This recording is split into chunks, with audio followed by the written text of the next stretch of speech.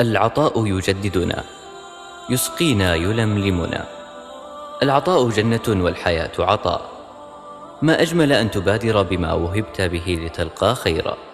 تعطي المحبة تلقى الوفاء، تعطي النصيحة تلقى الجزاء، تعطي مودة فتلقى الإخاء، تعطي خيرا تلقى جنة يطيب بها اللقاء، وتسعد بها القلوب والأرواح.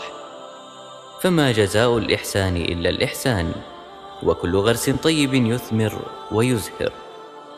كثير هو الكلام عن العطاء، يصورون لنا العطاء كشيء فات، كريشة تلون لنا حياتنا، تجملها وتكمل نواقصها، لكننا لا نحس بأي سعادة، بل لربما كان ثم جزء من أرواحنا ينقبض كلما مددنا أيدينا لنبذل.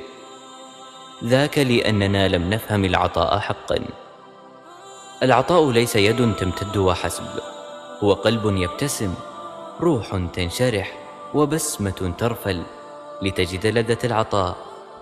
أزل الغشاء من حول قلبك، واجعل قلبك يعطي برضا، وستتبعه كل أعضاء جسدك فورا. وقتها سترتسم على شفتيك بسمة، وتعرف لذة العطاء. بقلم آلاء جريبي وجابر المقبل.